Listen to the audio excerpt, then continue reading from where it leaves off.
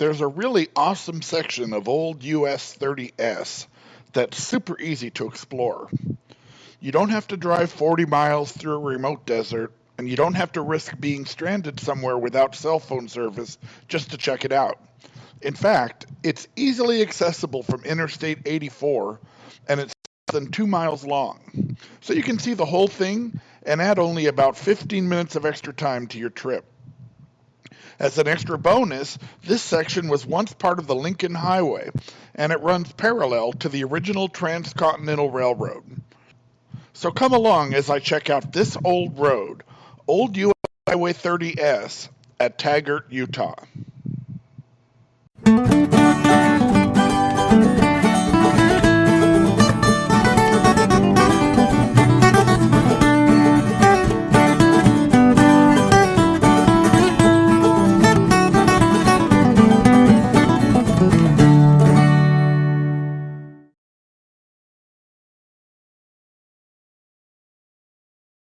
This old road is located in Upper Weber Canyon in Utah's Morgan County.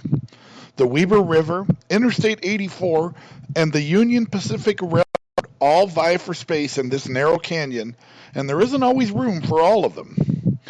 It's an area that historically was considered formidable for travel. The Mormon pioneers and California-bound immigrants following the Hastings cutoff avoided this section due to its constricted space and rugged terrain. Things began to change when the Union Pacific pushed the Transcontinental Railroad through this canyon in 1868.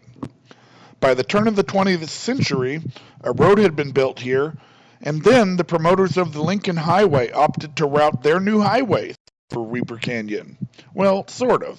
Actually, a competition between two different routes developed to entice travelers headed between Wyoming and Salt Lake City. This informative roadside display near Echo Junction details that battle. It turns out there were two different routes for the Lincoln Highway in this area. That dispute continued up to the time that the U.S. highway system was created.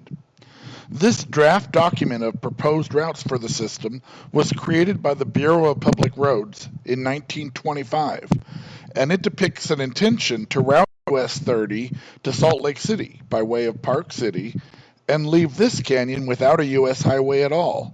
But following some horse trading among the interested parties, by the time the U.S. highway system was officially implemented in November of the following year, Upper Weber Canyon had made the cut. In November of 1926, the U.S. highway system was born, and it included a western terminus for US 30 in Oregon instead of in Salt Lake City. The map revealed a compromise for the nascent US 30 in the area of the states of Wyoming, Idaho, and Utah. Two routes for US 30. One passing through the north, through Pocatello, called US 30 North, and the other to the south, US 30 South, passing through Ogden. It is this route, US 30S, that I am exploring today. So here I am taking exit number 108 from Interstate 84. Interstate 84 was built through here in 1966, although at the time it was constructed, it was called Interstate 80N. I find some curiosity in the fact that Route 30S was replaced by Route 80N, south giving way to north. Because of the lack of space in the canyon, the freeway was mostly built right on top of old US Highway 30. But here at exit 108, a short section of the old road, under 2 miles in length, was left intact and abandoned. Heading east from the freeway interchange, at first, the road seems like it's just a parking lot for river access. You'll often find lots of vehicles here along with floaters and anglers. But continuing ahead, the road ducks under the interstate, and then it's left in its pristine condition, exactly as 60 years ago when it was the main road. At this point, about midway along the abandoned section, the Lincoln Highway Association has marked the historic route. Just beyond, a guardrail was installed to prevent vehicles from leaving the roadway and falling into the path of the train. Judging by the dents in this guardrail, I'd say that it did its job more than once. Here, these bollards evidence a guardrail that is now long gone, and on some of them, like this one, the mounting brackets are even still present.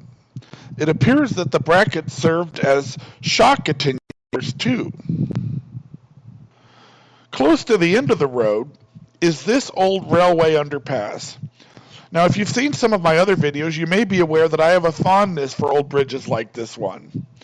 I did some checking and there's no date stamp on the bridge, but based on its construction, I would estimate that it was built in the late 1920s or early 1930s.